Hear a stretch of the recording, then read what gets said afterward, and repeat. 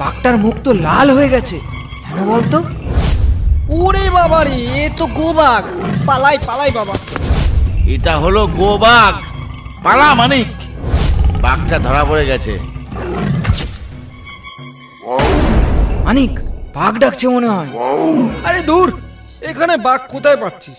বাঘ তো জঙ্গলে। ওই দেখ, বাঘ আসছে। এবার কি করবি? ঝোপের পেছনে লুকিয়ে পড় গোপাল, ঝোপের পেছনে লুকিয়ে পড়। বাঘটার মুখ তো লাল হয়ে গেছে, কেন বলতো? আমার বুঝতে আর বাকি নেই, এই বাঘ নির্ঘাত মানুষ ধরেছে। তাহলে এখন কি করবি? এখন বাড়ির দিকে গেলে নির্ঘাত বাঘের পেটে যেতে হবে। তার থেকে এক কাজ করি, সামনের দিকে চল দেখি গরুটা বেঁচে আছে কিনা, সেটা দেখেই পাশের গ্রাম দিয়ে বাড়ি যাব। তাই চল, তাহলে তাই চল।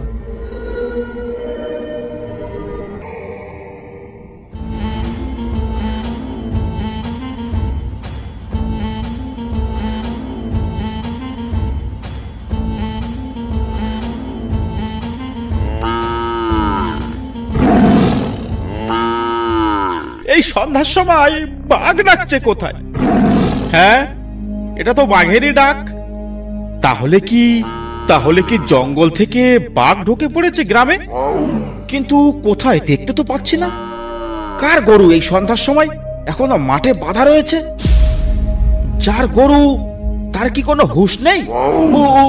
ওরে বাবা, এখানে আর বেশিক্ষণ থেকে লাভ নেই। শেষমেশ কেন না গরু ছেড়ে আমার উপরে বাঘে ঝাঁপিয়ে পড়ে। ওরে চাচা, আপন প্রাণ বাঁচা। মানিক, এই মানিক, কোথায় গেলি রে বাবা? এই তো মা, ডাকছো কেন? এই মানিক, বাবা সন্ধ্যা হয়ে গেছে, গরুটা মাঠে আছে, নিয়ে আয়। গরুর কথা আমার তো মনেই ছিল না। তুই শিগগির যা বাবা, গরুটা বাড়ি নিয়ে আয়। তুমি পারো বটে মা, এত সন্ধ্যা হয়ে গেল, গরুটার কথা তোমার একদম মনে নেই?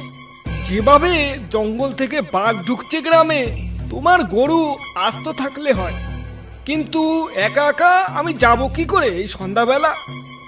এমনিতে আগের সপ্তাহে গ্রামে বাঘ ঢুকে পড়েছিল।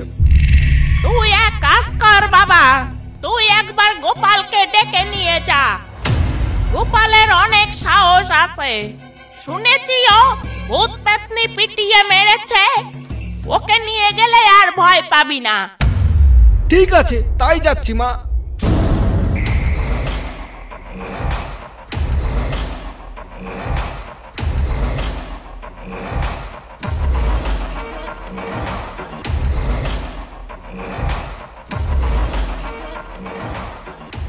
এই তো গোপাল, তোদের বাড়িই যাচ্ছিলাম।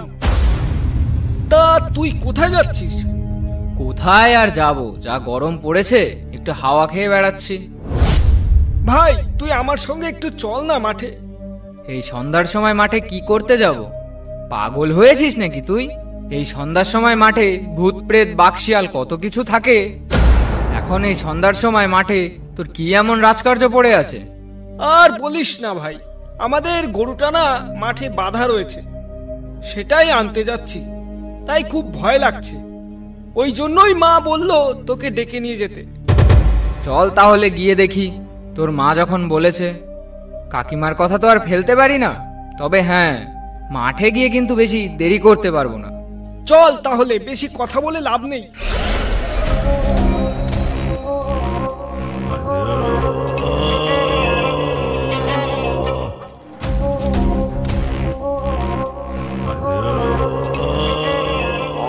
মানিক, বাঘ ডাকছে মনে হয়।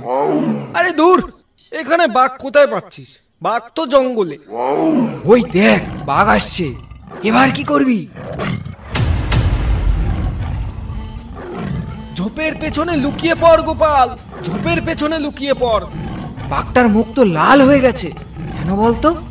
আমার বুঝতে আর বাকি নেই, এই বাঘ নির্ঘাত মানুষ ধরেছে। তাহলে এখন কি করবি? এখন বাড়ির দিকে গেলে নির্ঘাত বাঘের পেটে যেতে হবে। তার থেকে এক কাজ করি, সামনের দিকে চল দেখি গরুটা বেঁচে আছে কিনা সেটা দেখেই পাশের গ্রাম দিয়ে বাড়ি যাব। তাই চল, তাহলে তাই চল।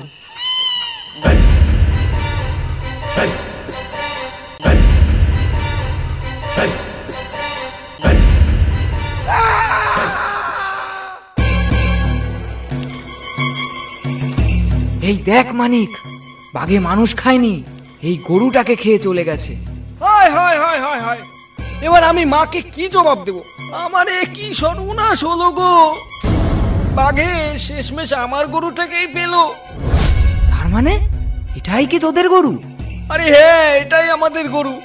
কি আর করবি, যা হবার তো হয়েই গেছে। গরু তো আর ফিরে আসবে না, কিন্তু এখানেও বেশিক্ষণ থাকা যাবে না। বাড়ির দিকে চল মানিক, তারপর দেখছি কি করা যায়। কিন্তু গরুটা কি এভাবেই পড়ে থাকবে? আরে রাখ তোর গরু, নিজে বেঁচে বাপের নাম। চল এখান থেকে এক্ষুনি। চল তাহলে।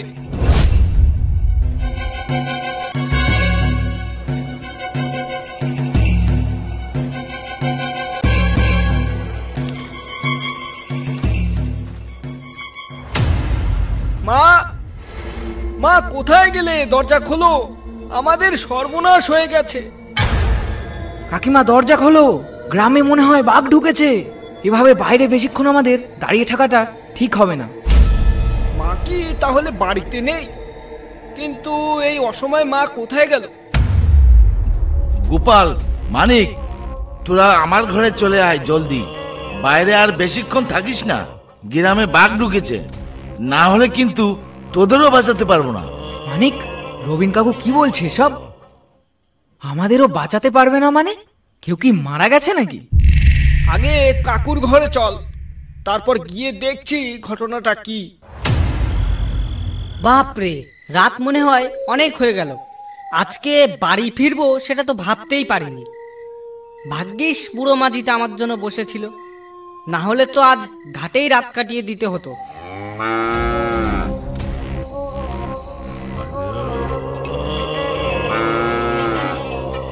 এ কি, এত রাতে গরু ডাকছে কোথায়? কার গরু এত রাতে? বাগান দিয়ে ঘুরে বেড়াচ্ছে। ওই তো দেখা যাচ্ছে, ঘাস খাচ্ছে মনে হয়। আরে বাপরে, গরু আবার হলুদ রঙের হয় নাকি? তাও আবার গায়ে ডোরা কাটা দাগ। এটা কি তাহলে বাঘ নাকি? ওই তো মাথা উঁচু করে ডাক দিল, কিন্তু ডাকছে তো গরুর মতো। তাহলে তো এটা বাঘ নয়। ওরে বাবারে, এ তো গোবাগ। ওরে বাবারে, খেয়ে ফেলে দিল গো।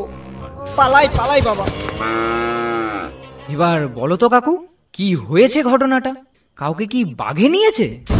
কিন্তু কাকু, মা কোথায় গেল? এই রাতের বেলায় মা তো কোথাও যায় না।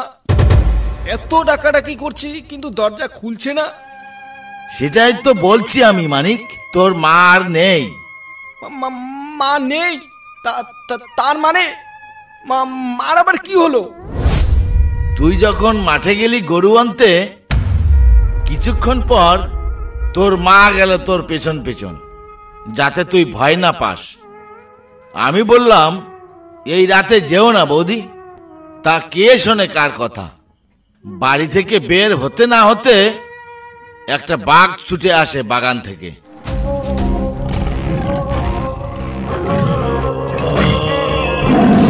তারপর তোর মাকে মুখে নিয়ে দক্ষিণ দিকে চলে যায় সেই বাঘটা।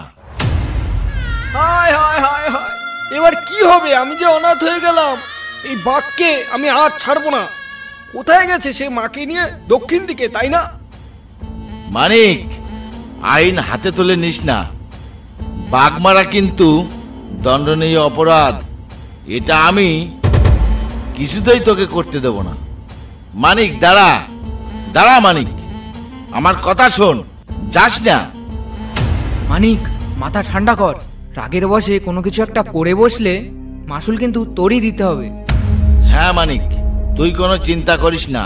আমরা ফরেস্টার অফিসে খবর দিয়েছি, ও অনেকক্ষণ হয়ে গেছে। ফরেস্টারের লোক এলো বলে। রবীন্দা, বাঘটাকে দক্ষিণ পাড়ার শ্যামলদার মাঠের দিকে দেখতে পাওয়া গেছে। ফরেস্টারের লোক বাঘটাকে জাল দিয়ে ধরার চেষ্টা করছে। চলো, দেখতে যাবে নাকি? কই চল তো দেখি, বাঘটা কি এখনো ধরা পড়েছে? না রবিন্দা, আমি যা দেখলাম দুবার বাঘটার উপরে জাল ফেলা হয়েছে। বাঘটা মোটেও ধরা দিচ্ছে না। বাঘটা কিন্তু খুব বড়। রবিন্দা, বেশি কথা না বাড়িয়ে ওখানে চলো, গিয়ে দেখি কি হচ্ছে, বাঘটা ধরা পড়লো কিনা। চল চল, তাই চল। রবিন্দা, তোমরা যাও, আমি তোমাদের সঙ্গে যাব না। বাঘটা আমার দিকে যেভাবে ছুটে এসেছিল, কোনো মতে আমি বেঁচে গেছি। আমি আর ওখানে যাচ্ছি না। আমি এখান থেকে সোজা বাড়ি যাব, তোমরাই যাও। চল চল, তাই চল।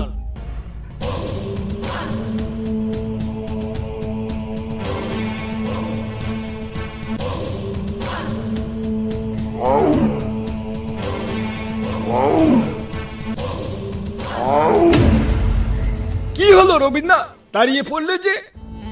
তুই বলছিলি না তোদের গরুটা নাকি বাঘে খেয়েছে? কিন্তু ওটা কার গরু এই রাতে বাগান দিয়ে চলে বেড়াচ্ছে? কোনটা বলো তো? ওই দেখ, ওই গাছটার পাশে সাদা সাদা দেখাচ্ছে। দেখ কেমন চুপচাপ দাঁড়িয়ে আছে, আর কত সুন্দর লেজ নাড়াচ্ছে। রবীন্দ্র সাবধান, আশেপাশে বাঘ আছে কিন্তু। এই গরুটাকে ধরার জন্যই মনে হয় বাঘটা আশেপাশেই কোথাও ওত পেতে আছে। ওই দেখো, আবার ডাকছে। কিন্তু ডাকলো তো ওই গরুটা। তাহলে কি ওই গরুটাই বাঘের মতন ডাকছে? গোপাল, মানিক, এটা কোনো গরু নয় রে, এটা হলো গোবাঘ। ওই দেখ, আমাদের দিকে তাকিয়ে কেমন খটমট করে তাকাচ্ছে। পালা গোপাল, পালা মানিক। আবার কি হলো? ওই দেখো, ফরেস্টারের লোক জাল দিয়ে বাঘ ধরছে। কিন্তু গোপাল কোথায় গেল? গোপালকে তো দেখতে পাচ্ছি না। গোপাল, এই গোপাল, কোথায় গেলি রে তুই? রবীন্দ্র, গোপালকে আর ডাকতে হবে না, ও মনে হয় ওই গোবাঘেরই খপ্পরে পড়েছে। ওই দেখ মানিক, বাঘটা ধরা পড়ে গেছে। বেটাকে খাঁচায় ভরে কিভাবে নিয়ে যাচ্ছে দেখ। বাঘ তো ধরা পড়লো, কিন্তু এখন এই গোবাঘের কি হবে? মানিক, এটা মনে হয় তোদের ওই বাঘে খাওয়া গরুটাই হবে। গরুটা বাঘের হাতে মরে বেটা গোভূত হয়েছে। তাহলে কাকু, এর থেকে মুক্তির উপায়? এর থেকে মুক্তির একটাই উপায় আছে। সেটা কি উপায়, খুলে বলো তো? সৎকার। তার মানে আমাদের এই গরুটার সৎকার করতে হবে? হ্যাঁ, তুই একদম ঠিক বুঝেছিস। তোদের যে গরুটা মারা গেছে, তাকে কোথায় ফেলেছিস? ওকে তো কোথাও ফেলিনি কাকু। গরুটা উত্তরপাড়ার যে মাঠে বাঁধা ছিল, ওখানেই বাঘে খেয়েছিল, আর তাকে আনা হয়নি, ওভাবেই পড়ে আছে। কাল একবার ওখানে গিয়ে ওকে মাটি চাপা দিয়ে কবর দিয়ে আসতে হবে, তাহলে হয়তো এর থেকে কোনো মুক্তি পাওয়া যাবে। ঠিক আছে কাকু, আমি কাল ওখানে গিয়ে গরুটার সৎকার করে আসবো। এখন বাড়ির দিকে চলো। হ্যাঁ রে, অনেক রাত হয়ে গেল, এবার চল বাড়ি চল। বাঘটাও ধরা পড়ে গেছে, এ গায়ে আর কোনো বিপদ নেই। চল বাড়ির দিকে চল।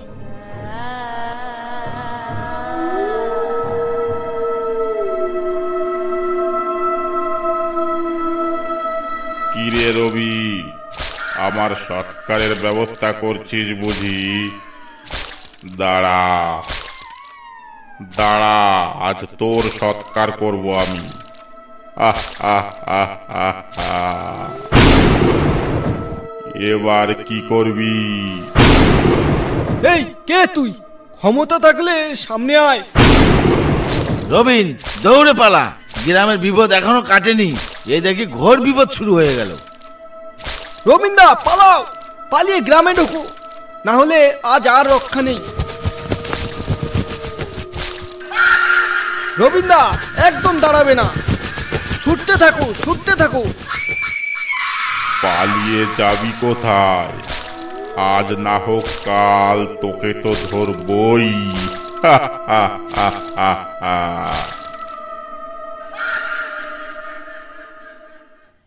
সকাল হয়ে গেছে, আজ আর দেরি করা যাবে না। রাত হওয়ার আগেই আমার সৎকার করতে হবে গরুটার, না হলে রাতে আবার ওই গোবাগের অত্যাচার বেড়ে যাবে। যাই দেখি কোদালটা নিয়ে।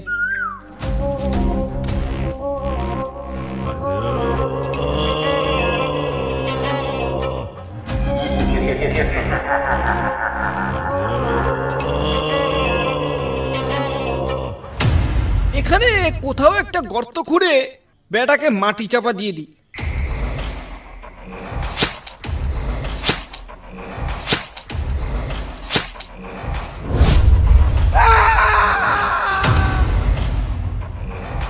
অসংখ্য ধন্যবাদ ভিডিওটা দেখার জন্য। ভিডিওটা ভালো লাগলে একটা লাইক করতে আর একটা সাবস্ক্রাইব করতে ভুলবেন না। যে সমস্ত ছোট বড় গল্প লেখকেরা আমাদের সঙ্গে কাজ করতে চান, ফেসবুক পেজ বা ইনস্টাগ্রামে টেক্সট করতে পারেন, ডেসক্রিপশন বক্সে লিংক দেওয়া আছে।